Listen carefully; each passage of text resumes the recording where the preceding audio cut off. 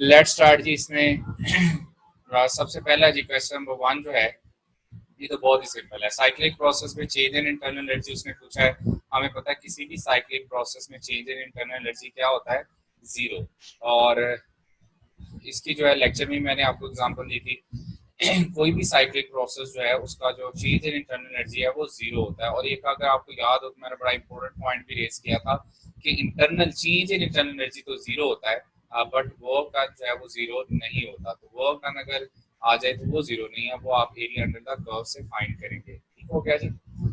Next जो है इसमें question number two is also simple one. इसमें आपसे एवरेज ट्रांसलेशनल काइनेटिक एनर्जी के बारे में पूछा गया। फॉर्मूला हमने पढ़ा हुआ है। T is equal to 2 by 3K into average translational kinetic energy. और यहाँ से ट्रांसलेशनल काइनेटिक एनर्जी किसके इक्वल आती थी, 3KT डिवाइडेड बाय 2। इसलिए आंसर जो है वो कौन सा है, अल्फा। आई होप सो कि ये भी सबका ठीक होगा। क्वेश्चन नंबर थ्री जो है ये इंपॉर्टेंट है, कॉन्सेप्ट है, यहाँ पर कॉन्सेप्ट यूज होना है। और हमें पता है मोलर स्पेसिफिक हीट या स्पेसिफिक हीट क्या होती है, heat required to raise the temperature of one mole of a gas कितना, थ्रू 1 केल्विन या 1 डिग्री सेल्सियस। इसमें जो आंसर आपका बन रहा है वो चार्ली है। उसकी वजह क्या है, उसने पूछा है हाईएस्ट स्पेसिफिक हीट किसकी है। जरा गौर करें, इस एक्सेस पे हमने टेम्परेचर लिए और इस एक्सेस पे हीट ली है। अगर हम कर्व सी को देखें, सी वाले कर्व को देखें, तो जरा गौर करें कि आपका जो आपकी जो स्पेसिफिक हीट है, आप जरा देखो, हीट सी वाले कर्व ने सबसे ज्यादा कंज्यूम की है। हीट सबसे ज्यादा कंज्यूम जो की है वो किसने की है, सी वाले ने। और टेम्परेचर में राइज सबसे कम आया है। इसका मतलब है इसकी स्पेसिफिक हीट सबसे ज्यादा होगी। आप जरा गौर करें। और ए ने, ए वाला जो कर्व है इसने देखें, गौर करें तो अगर आप देखें तो हीट इसने कम यूज की है ए वाले ने, और टेम्परेचर में चेंज ज्यादा आया है। तो अगर हम ए और सी को कंपेयर करें, यहाँ पर ए वाला कर्व जो है उसने हीट कम कंज्यूम करते हुए ज्यादा टेम्परेचर राइज कर दिया, जबकि सी में जो है वो हीट उसने ज्यादा कंज्यूम की है, टेम्परेचर में राइज कम हुआ है। इसका मतलब ये हुआ कि यहाँ पर हाईएस्ट स्पेसिफिक हीट जो है वो किसकी होगी, चार्ली आंसर होगा यहाँ पर। Next question number four. और इसमें P V is equal to N R T होता है। पी वी ओवर टू है ना यहाँ पे, तो टू तो जाके मल्टीप्लाई हो जाएगा। तो P V is equal to क्या हो जाएगा, टू आर टी। इसका मतलब है स्मॉल एन की जगह क्या लिखा हुआ है, टू। तो हम कह सकते हैं कि वी स्टैंड्स फॉर, मतलब यहाँ पे volume of 2 moles of the gas को रिप्रेजेंट करेगा, जो कि एन की वैल्यू यहाँ 2 है। Small N stands for number of moles. तो इसमें आंसर आपका चार्ली बनेगा। Question number five is also very easy. Fastest moving gas कौन सी होगी। फास्टेस्ट मूविंग का मतलब है जिसकी वी आर एम एस सबसे ज्यादा होगी। और वी आर एम एस जो हम कहते हैं इनवर्सली प्रोपोर्शनल टू क्या होता है, स्क्वायर रूट ऑफ डेंसिटी। इसका मतलब है जिसकी डेंसिटी सबसे कम होगी वो सबसे ज्यादा फास्टेस्ट होगी। तो इसमें डेंसिटी कम, सबसे कम डेंसिटी किसकी है जी, हाइड्रोजन की। तो इसलिए आंसर भी आपका क्या होगा, hydrogen. So V R M S universally proportional to क्या होता है, square root of density. Next question number five भी बड़ा सिंपल है। हमें पता है कि इंटरनल एनर्जी जो है that is a state function.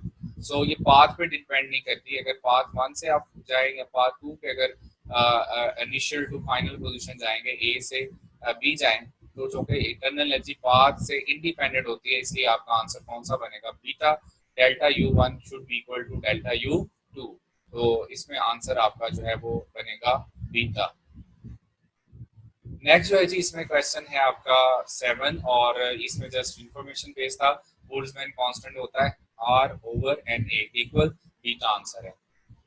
Question eight भी जो है बहुत ही सिंपल था। टेम्परेचर कांस्टेंट, टेम्परेचर पे कहता है वॉल्यूम डबल कर दे, डेंसिटी क्या होगी, डेंसिटी होती है मास ओवर वॉल्यूम। सो अगर आप वॉल्यूम डबल कर रहे हैं उसका, तो वॉल्यूम डबल करेंगे तो डेंसिटी जो है वो ज़ाहिर है क्या हो जाएगी, हाफ हो जाएगी। Answer is Charlie.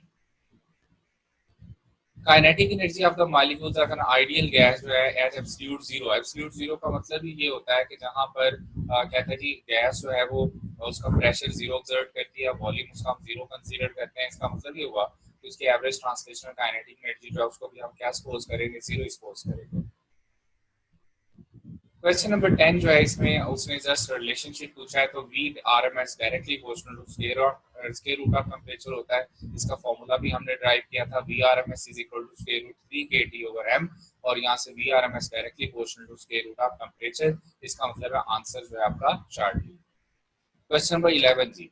क्वेश्चन 11 में कहता है which is called internal energy of the ideal gas. जो है तो इंटरनल एनर्जी जो है बेसिकली हम कहते थे कि वो डायरेक्टली डिपेंड्स ऑन टेम्परेचर, और temperature directly depends on average translational kinetic energy of gas molecules. इसका मतलब ये हुआ कि आंसर यहाँ पे बनेगा अल्फा। और चूंकि हम आइडियल गैस की यहाँ बात कर रहे हैं, आइडियल गैस में सिर्फ और सिर्फ जो है हम कौन सी एनर्जी ले रहे होते हैं, ट्रांसलेशनल एनर्जी ले रहे होते हैं। ना तो उसमें हम रोटेशनल कंसीडर करते हैं, ना उसमें हम वाइब्रेशनल एनर्जीज को कंसीडर करते हैं। We just consider translational energy, kinetic energy जो है या एनर्जी जो है वो कोई भी ले रहे होंगे तो ट्रांसलेशनल ही होगी। नेक्स्ट है जी इसमें question number 12, that is also simple one. आपको मोलर स्पेसिफिक हीट में मैंने बताया था, यहाँ पर उसने कहा molar specific eight constant volume, molar specific heat at constant volume. जब हम कांस्टेंट वॉल्यूम की बात कर रहे होते हैं तो कांस्टेंट वॉल्यूम का मतलब होता है वॉल्यूम कांस्टेंट तो चेंज इन वॉल्यूम जीरो, तो वर्क डन जीरो। इस प्रोसेस को मैंने नाम दिया था आइसोकोरिक प्रोसेस। आइसोकोरिक कौन सा प्रोसेस होता है? अ प्रोसेस इन विच जो है वो वॉल्यूम जो है वो रिमेन्स कांस्टेंट। ठीक है जी, और वॉल्यूम कांस्टेंट है तो वर्क डन जीरो होगा। इसका मतलब है यहाँ वर्क डन जीरो करने, तो heat added at constant volume is equal to delta you.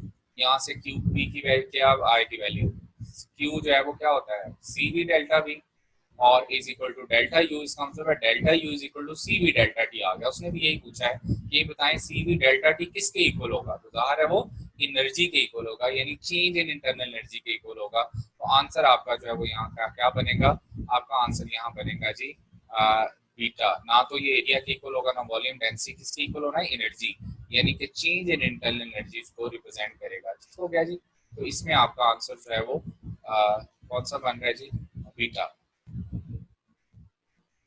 Next है जी, इसमें क्वेश्चन बहुत इजी है आज की डिस्कशन में, और 13 में C P minus C B is equal to universal gas constant.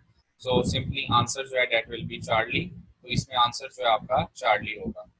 ठीक है जी। Question number 14, gas is enclosed in a close pot keeping the pot. अच्छा, अब अगर हम किसी भी गैस को बल्क में एक जगह से दूसरी जगह ट्रांसफर करते हैं बल्क में, तो याद रखिएगा उसकी जो एवरेज ट्रांसलेशनल काइनेटिक एनर्जी जो है वो क्या रहती है, अप्रोक्सीमेटली सेम ही रहती है। इसलिए इसका आंसर जो है वो हम कहेंगे बीटा, विल रिमेन सेम। और इसमें जो है वो चूंकि हम पोटेंशियल एनर्जी जो गैस की क्या ले रहे होते हैं zero, so one place to another place जो अगर हम मूव भी करते हैं तो उसके ऊपर किसी ग्रेविटी का तो कोई इफेक्ट नहीं हो रहा, तो उसमें एवरेज ट्रांसलेशनल काइनेटिक एनर्जी भी सेम रहेगी, तो ज़ाहिर इंटरनल एनर्जी भी सेम रहेगी। नेक्स्ट जो है तो टेम्परेचर भी ज़ाहिर उसका अप्रोक्सीमेटली सेम ही रहेगा। अच्छा, नेक्स्ट क्वेश्चन नंबर 15, ये थोड़ा कॉन्सेप्चुअल हो सकता है लेकिन इजी है, क्योंकि आपने केमिस्ट्री में पढ़ा हुआ, आपको केमिस्ट्री में पता होगा कि जो हमारे पास डेंसिटी ऑफ ऑक्सीजन है वो डेंसिटी ऑफ जो मीथेन गैस है उसका 2 टाइम्स होती है। तो density of oxygen is equal to 2 times of the density of methane. हमारे पास फार्मूला होता है V R M S inversely proportional to square root of density. तो यहाँ से फार्मूला बन जाएगा V of methane over oxygen is equal to square root of density of oxygen over density of methane. क्योंकि density of oxygen जो है वो क्या है 2 times of the density of methane. तो यहाँ वैल्यू पुट कर दें, डेंसिटी कैंसिल आउट होगी। इसका मतलब ये हुआ कि मीथेन जो है उसमें जो वेलोसिटी होगी under root 2 times of the velocity in oxygen होगी। यही तो उसने कंडीशन गिवन है, अगर आप देखें तो कहता है रूट मीन्स जो वेलोसिटी अंडर रूट 2 टाइम्स है as that of oxygen of the molecule. इसका मतलब ये हुआ आंसर आपका कौन सा बनेगा, बीटा बनेगा, क्योंकि इसकी जो डेंसिटी है ऑक्सीजन की वो 2 times of the methane gas होती है। तो इसमें जो आंसर है वो आपका बनना है जी बीटा आंसर बनना है। Next question number 16, Boyle's law is applicable for isothermal process. ये सबको पता है। 17 भी मैं उम्मीद करता हूँ सब लोगों ने ठीक सॉल्व किया होगा। आपको पता है कि मीन स्क्वायर स्पीड या root mean square speed find करना आपको सिखाया था। यहाँ से रूट मीन स्क्वायर स्पीड पूछी है, तो सारे सबका स्क्वायर लेकर जो है वो टोटल से डिवाइड करना है। तो 2 का स्क्वायर, 3 का स्क्वायर, 4 का स्क्वायर, 5 का स्क्वायर और 6 का स्क्वायर, और टोटल ये कितने हैं 5 से डिवाइड कर देंगे। ये स्क्वायर रूट ऑफ 90 बना था, 90 ओवर 5 बना था, तो 5 90 से कैंसिल आउट हो गया 18। अब स्क्वायर रूट 18 जो है, अब ज़ाहिर है 16 का स्क्वायर रूट लोगे तो 4 आएगा। इसका मतलब है 4 पॉइंट समथिंग आंसर आना चाहिए। तो आंसर आपका एक ही बन रहा है यहाँ पर डेल्टा। 4.24, इसलिए आंसर आपका जो है वो डेल्टा आंसर आ जाएगा। ठीक है जी। तो नेक्स्ट जो है जी इसमें क्वेश्चन 18 18 और 19 और 20, ये तीनों के तीनों क्वेश्चन जो है इनका कॉन्सेप्ट सेम है। 18, 19 और 20 एक ही कॉन्सेप्ट पे बेस कर रहे हैं। मैंने आपको बताया था एट ए पर्टिकुलर टेम्परेचर, किसी भी टेम्परेचर के ऊपर जो है काइनेटिक एनर्जी जो है आप डिफरेंट गैसेस जो है हमेशा सेम होती है। क्या डिफरेंट होता है? VRMS उनका डिफरेंट होता है। क्यों डिफरेंट होता है? क्योंकि जो VRMS है, जो वो रूट मीन स्पीड जो है वो मोलर मास पे भी डिपेंड करती है, डेंसिटी पे भी डिपेंड करती है, जबकि average translational kinetic energy directly depends on temperature only. So अगर आप देखें तो एवरेज ट्रांसलेशनल काइनेटिक एनर्जी कहता है 300 पे ई है, एट द सेम टेम्परेचर जो एवरेज काइनेटिक एनर्जी ऑक्सीजन की क्या होगी, उसकी भी यही होगी। सो टेम्परेचर अगर सेम है, यहाँ कीवर्ड है टेम्परेचर सेम है, टेम्परेचर सेम है तो एवरेज ट्रांसलेशनल काइनेटिक एनर्जी दोनों गैसेस की सेम होगी। यहाँ भी उसने यही कहा है कि माइनस जो है वो 73 डिग्री सेल्सियस पर ऑक्सीजन की जो है वो और हाइड्रोजन की जो है वो बताएं कि मीन काइनेटिक एनर्जी जो है वो सेम किस टेम्परेचर पे होगी, तो ज़ाहिर टेम्परेचर सेम होना चाहिए। अगर ऑक्सीजन हाइड्रोजन के लिए उसने -73 दिया है तो ऑक्सीजन का भी -73 होगा। आगे भी यही पूछा उसने, मिक्सचर ऑफ गैसेस। अब देखिए जब आप दो गैसेस का मिक्सचर बनाते हैं तो ultimately both gases will comes to the same temperature, दोनों का टेम्परेचर सेम हो जाएगा। अगर टेम्परेचर दोनों का सेम हो जाएगा तो इसका मतलब है उनकी मीन यानी एवरेज ट्रांसलेशनल काइनेटिक एनर्जी भी सेम होगी, इसलिए इसमें भी आंसर जो आपका 1:1 आ जाएगा। तो तीनों क्वेश्चन जो है they are based on the same concept. तो इसमें जो है वो याद 18 का आंसर चार्ली, 19 का बीटा और 20 का डेल्टा बन रहा है। 21 इज सो सिंपल, इसमें चार्ज लॉ अप्लाई होना था, उसमें पता है volume directly proportional to temperature होता है एट कांस्टेंट प्रेशर, इसका मतलब प्रेशर कांस्टेंट होना चाहिए। तो P1 is equal to P2 alpha answer है। 22nd में मैंने आपको ये पूरा टेबल करवाया हुआ है, CP ओवर CV जो है वो CO के लिए। अब CO जो है वो यहाँ पर जरा देखें, CO जो है वो जो है इसमें देखें तो इसका मतलब है ये कौन सी गैस है, डाई एटॉमिक गैस है।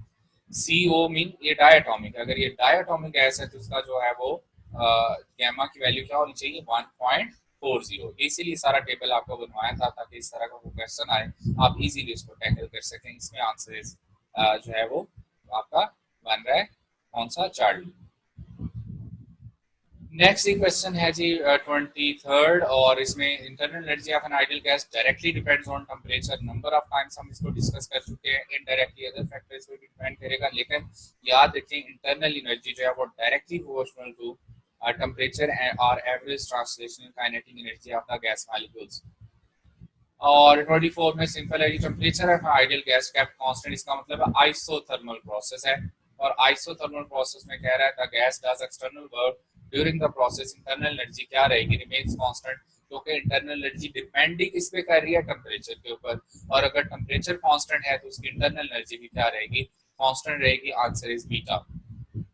We get light inside the room, diffraction की वजह से बेंड होकर लाइट जो है वो हमारे तक पहुंच जाती है। तो डायरेक्टली अगर आप सनलाइट को एक्सपोज नहीं भी हैं तो रूम में डे टाइम में लाइट जो है वो डायफ्रैक्शन की वजह से आ जाती है, डायफ्रैक्शन स्कैटरिंग वगैरह। तो answer is alpha.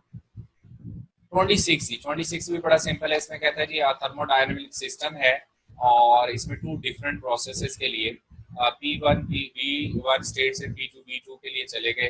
The quantity which remain same, वो क्वांटिटी जो सेम रहेगी वो कौन सी है। अच्छा अब जरा गौर करें कि अगर हम जो है वो एक स्टेट से दूसरी स्टेट पे चले जाते हैं, जो कि internal energy as a state function वो सिर्फ इनिशियल और फाइनल स्टेट पे डिपेंड करती है, इसका मतलब है वो चेंज नहीं होगी। हीट जो है वो स्टेट फंक्शन नहीं है। वर्क डन जो है यहाँ पे देखो, वर्क डन भी ज़ाहिर होगा, वो भी चेंज, उसमें भी चेंज आएगा। अब डेल्टा यू जो है फर्स्ट लॉ ऑफ थर्मोडायनेमिक्स के अकॉर्डिंग क्या होता है, delta you Q minus W. अगर ये प्रोसेस आइसोथर्मल प्रोसेस हो तो फिर हम कह सकते हैं temperature constant, internal energy constant, change internal energy zero. इसका मतलब फर्स्ट लॉ ऑफ थर्मोडायनेमिक्स के अकॉर्डिंग डेल्टा यू जो है वो क्यू माइनस डब्ल्यू के इक्वल होगा। तो यहाँ असल में कह रहा था कौन सी क्वांटिटी चेंज नहीं होगी।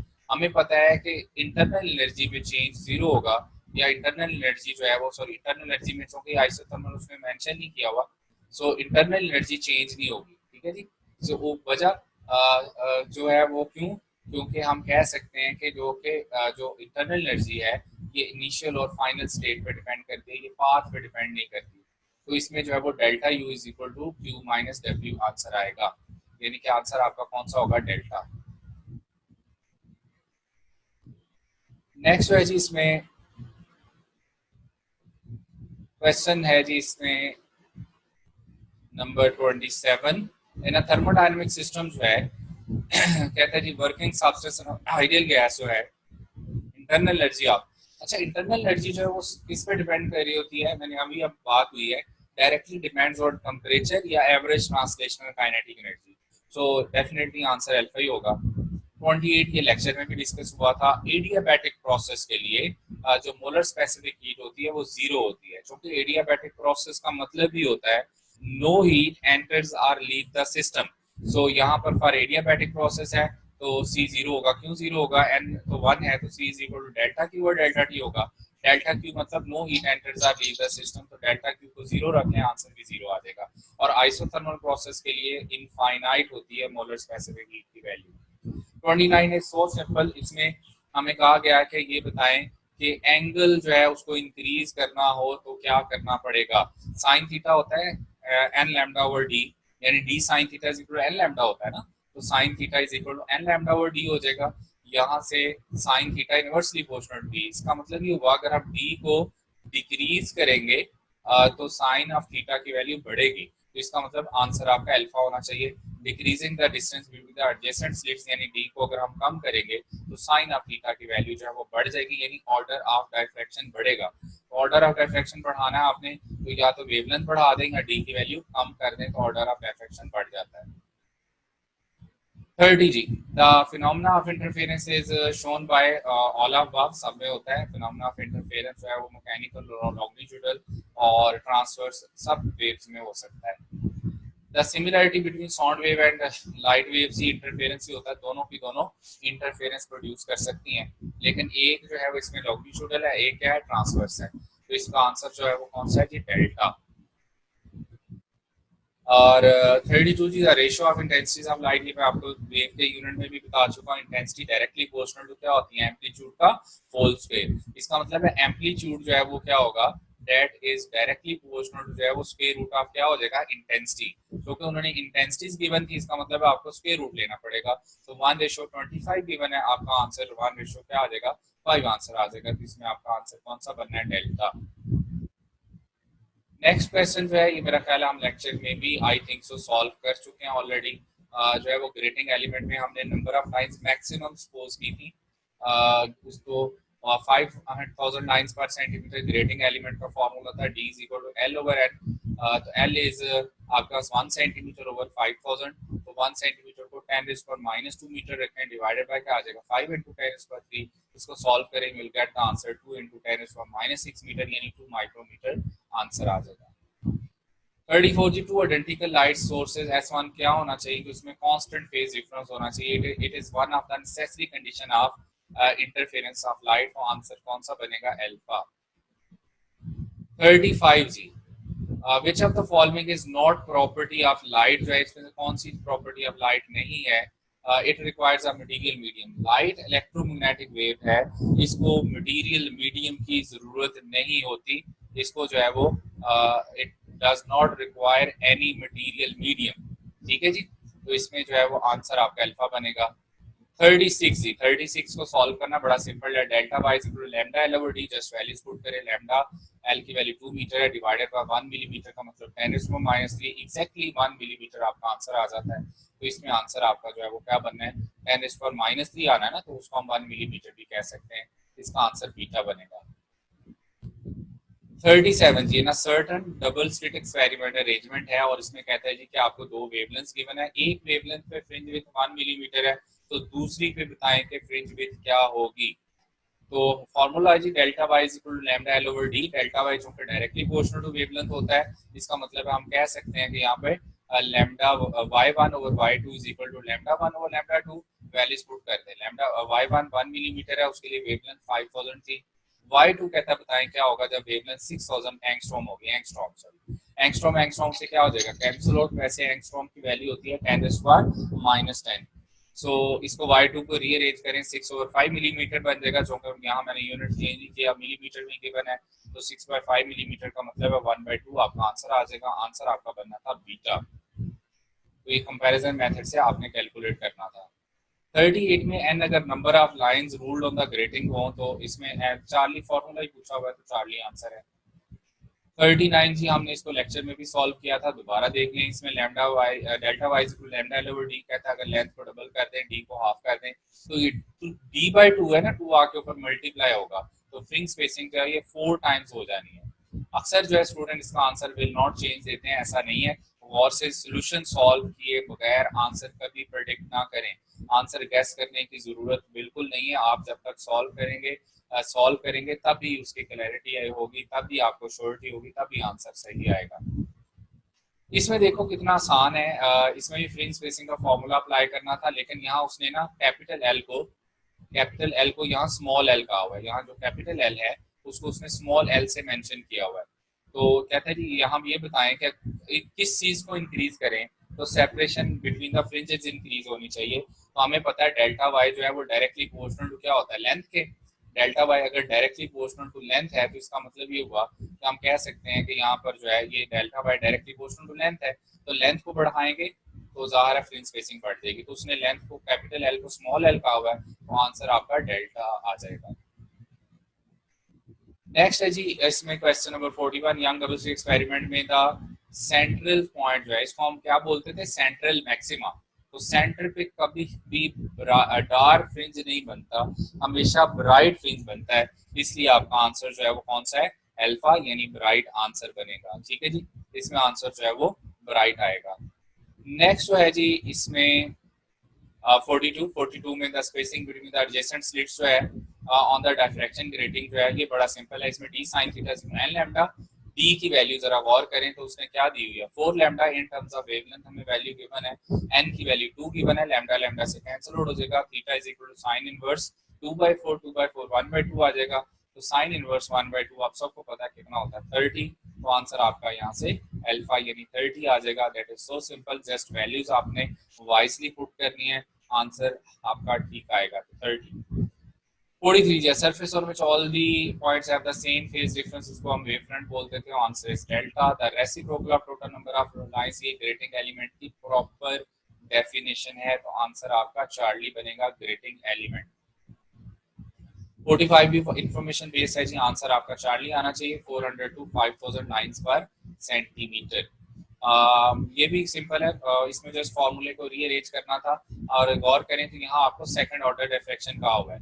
सेकंड ऑर्डर का मतलब है एन की वैल्यू 2 रख लें। तो अगर आपके एन की वैल्यू 2 रख लेते हैं, तो d sine theta is equal to 2 lambda. यहाँ से आपने थीटा फाइंड करना है, तो थीटा इज इक्वल टू क्या हो जाएगा, साइन ऑफ इनवर्स, साइन उधर चला जाएगा, 2 लैम्डा ओवर डी। तो जस्ट इस फॉर्मूले को रीअरेंज करना था, और एन की जगह आपने 2 पुट करना है, तो आंसर आ जाना था। आंसर इसमें क्या है जी, अल्फा आंसर है। बाकी किसी किस्म की कोई वैल्यू नहीं गिवन, तो आपने जस्ट फॉर्मूले को रीअरेंज करना था, तो इसमें आपका आंसर अल्फा बन जाएगा। नेक्स्ट है जी क्वेश्चन 47, ये हम कई दफा बात कर चुके हैं कि with the change in medium frequency, तो चेंज नहीं होती लेकिन वेवलेंथ चेंज होती है। तो वेवलेंथ को फाइंड करने के लिए हमारे पास फाइनल फॉर्मूला आता था lambda prime is equal to lambda over n. इसका मतलब अगर हम रिफ्रैक्टिव इंडेक्स की वैल्यू बढ़ेगी तो वेवलेंथ कम हो जाएगी। जो कि आप एयर से वाटर में जा रहे हैं, एयर से वाटर में जा रहे हैं, तो एयर से डेंसर मीडियम में जा रहे हो, तो एन यानी रिफ्रैक्टिव इंडेक्स की वैल्यू बढ़ेगी, वेवलेंथ कम हो जाएगी। वेवलेंथ कम होगी तो फ्रिंज विड्थ भी कम हो जानी चाहिए। आंसर आपका चार्ली। 48 जी, ये सिंपल है, लेकिन जो है वो कुछ लोगों को कंफ्यूजन हो सकते हैं, इसके मैंने ना 2 सॉल्यूशंस यहाँ दी है। पहला सॉल्यूशन बहुत सिंपल है, याद रखिएगा जो फेज डिफरेंस होता है, जो फेज डिफरेंस जब भी आपसे पूछा जाए तो आपने करना क्या है, फॉर्मूला अप्लाई कर लेना है 2πn। एन यहाँ क्या है, नंबर ऑफ ब्राइट या नंबर ऑफ डार्क फ्रिंज, क्योंकि आपको जो फ्रिंज स्पेसिंग होती है वो the distance between 2 consecutive bright या 2 कंसेक्टिव डार्क को हम बोलते हैं। तो यहाँ पर जो है चूंकि उसने 3 कहे हुए थे, थर्ड ब्राइट फ्रिंज कहा हुआ है, इसका मतलब एन की वैल्यू 3, तो 3 2 6 पाई आंसर आ गया। अब कुछ लोगों के अगर ये फॉर्मूला नहीं याद तो अब इस फॉर्मूला अप्लाई आइंदा से आपने यही करना है, फेज डिफरेंस 2πn, एन जितने नंबर ऑफ ब्राइट या जितने number of dark fringe given हो उसकी वैल्यू पुट करें, फेज डिफरेंस आ जाएगा। वैसे उसने थर्ड का है, तो ये आपका आ गया central maximum. First bright, second bright, third bright, हर दो ब्राइट के दरमियान डिस्टेंस कितना होता है, 1 वेवलेंथ। तो ये टोटल डिस्टेंस कितना बना, 3 लैम्डा। आपको याद होगा पाई को हम इन टर्म्स ऑफ वेवलेंथ कहते हैं लैम्डा बाय 2, पाई को लैम्डा बाय 2 बोलते होते हैं। तो लैम्डा 2 बाय 2 अगर पाई है तो लैम्डा इज इक्वल टू क्या आ जाएगा, लैम्डा इज इक्वल टू 2 पाई के इक्वल आ जाएगा। इसका मतलब ये हुआ टोटल पाथ डिफरेंस आपका अगर 3 लैम्डा है टोटल, तो 3 लैम्डा, लैम्डा की जगह मैं 2 पाई पुट कर दूं तो फिर से फेज डिफरेंस क्या आ जाएगा, 6 पाई आएगा। तो अगर आप इस तरह से कॉन्सेप्टली करना चाह रहे हैं तब भी ठीक है, अदरवाइज ये वाला फॉर्मूला यूज कर लें। फेज डिफरेंस क्या होता है, 2 पाई एन, एन यहाँ नंबर ऑफ ब्राइट फेजेस है, जितने आपको बताए हैं उतने वैल्यू पुट करें and you will get the answer. 49 जी, 49 में भी न्यूमेरिकल है simple, delta Y is equal to 2 l over d. अच्छा, इस तरह का जब भी न्यूमेरिकल आता है उसने जब पैरामीटर के नाम चेंज करने हैं, जरा देखें उसने यहाँ डी किसको कहा है, एल को। तो मैं बेसिक फार्मूला ही हमेशा यूज करूंगा, उसने जो नाम रखे हैं उसको रखने दें, एंड पे उसको पुट करें। तो delta Y is equal lambda L over d, वो कहता है डी डबल हो जाए यानी एल डबल हो जाए। अगर एल को डबल कर देंगे तो डेल्टा वाई जो है वो कितना हो जाएगा, 2 into lambda L over D, इसका मतलब वो 2 टाइम्स हो जाएगा। अब उसने फ्रिंज स्पेसिंग पहले इनिशियल जो फ्रिंज स्पेसिंग है वो कितनी दी हुई है, 2w। अब कोई भी नाम रख सकता है, 2w, 2x, 2y, xz, कोई भी नाम रख दे। उसने कहा पहले फ्रिंज स्पेसिंग थी lambda L over D 2w, अब कितनी हो जाएगी, चूंकि विथ 2l किया ना उसने, तो फ्रिंज स्पेसिंग डबल होगी, तो डबल होने का मतलब है 2 2 4, ये 4w आंसर आ जाएगा। तो वो अपने तरफ से कोई भी नाम रख ले, आपने बेसिक फार्मूला उसकी रिक्वायरमेंट के मुताबिक जो है उसको रीअरेंज करके वैल्यूज पुट करनी है, हमेशा ठीक आंसर आएगा। नेक्स्ट न्यूमेरिकल्स भी बहुत सिंपल है, जिसमें डेल्टा बाय एल फाइंड करना था। तो delta Y is equal to lambda L over d, l is equal to delta y और मल्टीप्लाई डी और lambda, delta y 4 into 10 is power -3 है, डी की वैल्यू 0.1 इंटू 10 इज पावर -3 है, over 4 into 10 is power -7, cancel out हो गए, answer बनेगा। अगर आप देखें तो ऊपर भी 10 इज पावर -7, नीचे भी 10 इज पावर -7, कैंसिल आउट हो जाएगा, 4 4 से कैंसिल आउट हो जाएगा, आंसर आपका 1 मीटर बनना है, तो आंसर यहाँ से डेल्टा आएगा। 51 is also simple ji, Cp minus Cv is equal to R होता है, तो Cp is always greater than Cv, तो इसलिए आंसर आपका चार्ली बनेगा। 52 अगेन वही क्वेश्चन है जी, इंटरनल एनर्जी जो है वो गैस की डायरेक्टली सिर्फ किस पे डिपेंड कर रही होती है, टेम्परेचर के ऊपर। एट कांस्टेंट टेम्परेचर जो है कहते हैं एट कांस्टेंट वॉल्यूम, अगर वॉल्यूम कांस्टेंट रखकर टेम्परेचर को इंक्रीज किया जाए तो क्या होता है कि उसकी इंटरनल एनर्जी बढ़ती है। ये आपका आइसोकोरिक प्रोसेस है। आइसोकोरिक में अगर इंटरनल एनर्जी बढ़ेगी तो the number of रिलेयंस per unit time जो है वो इंक्रीज कर जाएंगे। जैसे मैंने कहा था प्रेशर को हम कैसे डिफाइन करते हैं, द नंबर और the rate of change of momentum per unit area जो है वो प्रेशर होता था। इसका मतलब है number of रिलेयंस per unit time जो है दैट विल इंक्रीज, क्योंकि टेम्परेचर इंक्रीज करने से average translational kinetic energy of the gas molecules directly increase हो जाती है। और वॉल्यूम कांस्टेंट का मतलब है आइसोकोरिक प्रोसेस है, जितनी भी आप हीट दोगे वो डायरेक्टली उसकी इंटरनल एनर्जी को इंक्रीज कर देगी। 54 आल्सो सिंपल वन, ये भी हम पहले डिस्कस कर चुके हैं कि अगर रेड लाइट को हम ब्लू से रिप्लेस कर दें, अब रेड को आप ब्लू से रिप्लेस करोगे तो चूंकि ब्लू की वेवलेंथ कम है तो डेल्टा वाई चूंकि डायरेक्टली प्रोपोर्शनल टू क्या होता है, वेवलेंथ, तो वेवलेंथ कम होगी तो ज़्यादा फ्रिंज स्पेसिंग भी कम हो जाएगी, तो फ्रिंजेस जो है वो नैरो हो जाएंगे, मतलब उनके दरमियान डिस्टेंस जो है वो डिक्रीज कर जाएगा। तो इसमें आंसर आपका जो है वो नैरो बनना था। तो सिंपल है जी। 55 the penetration of light into the region of geometrical shadow, इसको कहते हैं डायफ्रैक्शन।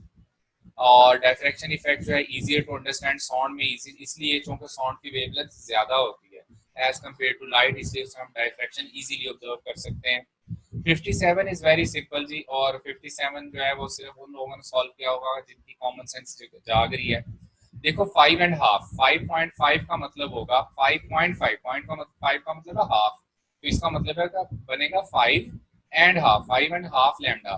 तो आपको पता है कि जब भी पाथ डिफरेंस जो है वो इंटीग्रल मल्टीपल ऑफ क्या हो, integral multiple of half of the wavelength, तो कौन सा इंटरफेरेंस होता है, डिस्ट्रक्टिव इंटरफेरेंस होता है, इसलिए आपका आंसर कौन सा, डेल्टा बनेगा। बाकी किसी में नहीं ये कंडीशन बनेगी। अगर तो answers lambda, 2 lambda, 3 lambda, 4 lambda इस तरह के आंसर आ रहे हो, हम कहते हैं कि कंस्ट्रक्टिव इंटरफेरेंस होगा। और अगर odd integral multiple half of the wavelength answer आ रहे हो तो डिस्ट्रक्टिव इंटरफेरेंस होगा। तो ये देखें 5 ऑड है और ऑड आ गया और इसके साथ क्या है half of the wavelength, odd integral multiple of half of the wavelength है, इसलिए आपका आंसर डेल्टा बनेगा। 5.5 का मतलब है 5.5। और ये भी सिंपल है जी, पाई का मतलब क्या होता है, लैम्डा बाय 2। तो हमें पता है अगर जो पाथ डिफरेंस लैम्डा बाय 2 है, तो जाहिर है श्योरली वहां पर जो है वो कौन सा इंटरफेरेंस होना है, डिस्ट्रक्टिव इंटरफेरेंस ही होना है। इसका आंसर जो है आपका अल्फा आंसर बनेगा। नेक्स्ट है जी 59 में, the two sources of light are said to be coherent if wave produced by them have the same frequency and path difference जो है कांस्टेंट फेज डिफरेंस। ये नेसेसरी कंडीशंस हैं किसकी, इंटरफेरेंस ऑफ लाइट की। तो सिंपल है जी, answer आपका बीटा। लास्ट वन भी बड़ा सिंपल था, delta Y is equal to lambda L over d. हमें पता है किस चीज को बढ़ाएं किसको कम करें, और लैम्डा एल के साथ जो है वो डायरेक्ट रिलेशन है। इसका मतलब है कि अगर हमें फ्रिंज स्पेसिंग इंक्रीज करनी है, उसमें देखो क्या है, तो फ्रिंज स्पेसिंग को जो है वो डबल स्लिट में जो है वो सेपरेशन कहते हैं, under which of the following जो है condition separate bright fringe of the interference pattern will be greatest. हमें ज्यादा करना है उसको, ग्रेटेस्ट क्या होगा, अगर हम वेवलेंथ ज्यादा से ज्यादा रखें, ठीक है जी, डिस्टेंस बिटवीन स्लिट्स और सोर्स उनको भी ज्यादा से ज्यादा रखें, इन दोनों को ज्यादा रखना है। लेकिन जी डी जो का डिनोमिनेटर में इसकी वैल्यू कम से कम रखनी पड़ेगी, तो उसको हमें स्मॉल रखना पड़ेगा। तो आंसर आपका यहाँ पर कौन सा बन रहा है, चार्ली। आई होप सो कि आप सबके जो है वो यहाँ रिजल्ट्स आज बहुत शानदार आया होगा, क्योंकि अगर आपने प्रिपरेशन अच्छी की है तो। सो अभी आपने क्या करना है,